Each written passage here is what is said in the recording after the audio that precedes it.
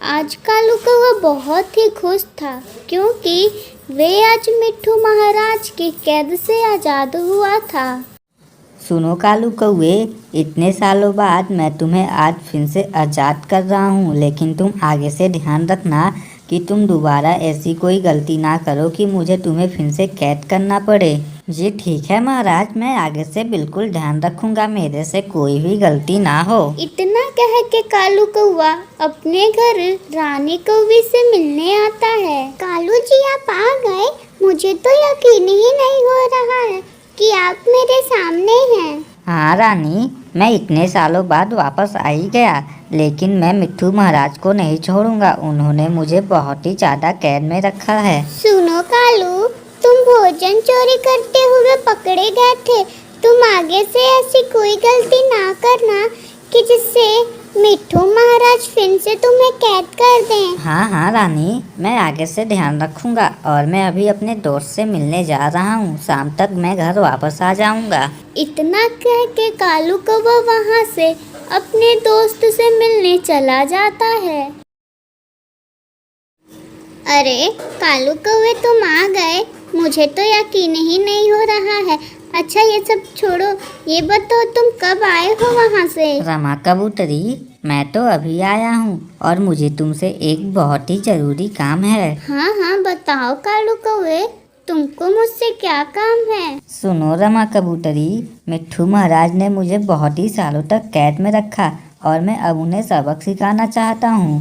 हाँ कालू कौवे, तुम बताओ मैं तुम्हारी कैसी मदद कर सकती हूँ? सुनो रमा कबूतरी, मैं बस इतना चाहता हूँ कि तुम मिट्ठू महाराज को कैसे भी करके पहाड़ पे ले जाओ और उनको वहाँ से धक्का दे दो, जिससे वह गिर के मर जाएंगे। ठीक है कालू कौवे, मैं तुम्हारा इतना काम कर दूँ, लेकिन तुम मुझे इसके बदले दोगे क्या? जब मिट्ठू महाराज मर जाएंगे तो तुम जंगल के पक्षियों को जाके यह कहना कि उनको एक चील खा गया और वे मरते मरते यह कह के गए हैं कि कालू कौवे को जंगल का नया महाराज बनाया जाए, और जब मैं महाराज बन जाऊंगा तो तुम्हें 2 अनाज की पोटलियां दे दूंगा। यह बात सुन के रमा कबूतरी मिट्ठू महाराज के पास चली जाती है और उनसे कहती है, मिट्ठू महाराज आप जल्दी से मेरे साथ चलिए, मुझे आपको कुछ दिखाना है। अरे रमा कबूतरी, तुम्हें ऐसा क्या दिखाना है जो इतनी उतावली हो रही हो, बताओ मुझे। अरे मिट्ठू महाराज, मेरे पास इतना वक्त नहीं है कि मैं आपको ये बता सकूं कि मुझे आपको दिखाना क्या है। कृपया कर आप मेरे साथ जल्दी ही चलें।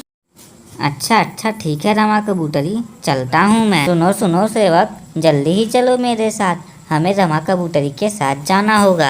अरे मिट्ठू महाराज, अगर आप अपने सेवक के साथ जाएंगे तो जंगल के पक्षी ये सोचेंगे कि आप कमजोर महाराज हैं, इसलिए मैं चाहती हूँ कि आप और मैं ही चले।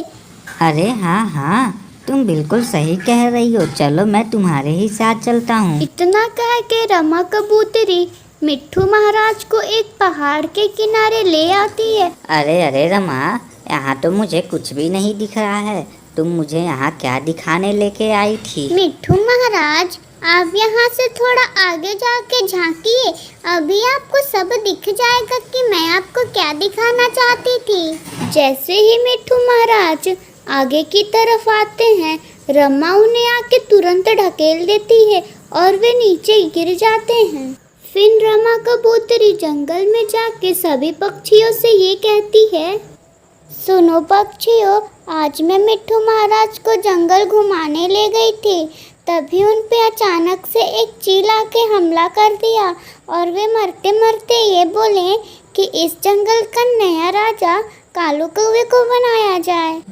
क्या मिट्ठू महाराज की मृत्यु हो गई? हम लोगों को तो विश्वास ही नहीं हो रहा है। और जंगल के सभी पक्षी कालू कौवे को राजा बनाने के लिए तैयार हो जाते हैं। और उधर दूसरी तरफ एक डॉक्टर ने मिट्ठू महाराज की जान बचा ली थी। और जब मिट्ठू महाराज को होश आती है तो वे कहते हैं, सुनो डॉक्टर कबूतर, अब मुझे अपने महल जाने दो, मेरे जंगल वासियों को मेरी जरूरत होगी। नहीं महाराज, आप अभी अपने जंगल नहीं जा सकते हैं, क्योंकि आपकी तबीयत अभी पूरी तरह से सही नहीं हुई है। अरे अरे कालू कौवे, तुम तो पूरे जंगल के राजा बन गए हो और मैं जहाँ जाती हूँ बस तुम्हारी ही वाहवाही सुनती हूँ कि तुम कितने बड़े चोर थे और अब कितने बड़े राजा बन गए हो। हाँ हाँ रानी कौवी, तुम बिल्कुल ठीक कह रही हो और मैंने अब एक योजना बनाई है। मैं जा रहा हूँ जंगल के पक्षियों के पास और मैं उन्हें अपने जंगल से निकालने वाला हूँ ताकि मैं और तुम इस जंगल में आराम से रह सके और हमें भोजन की भी कभी कोई कमी ना होगी। हाँ हाँ कालू कौवे, तुम तो बहुत ही होशियार निकले।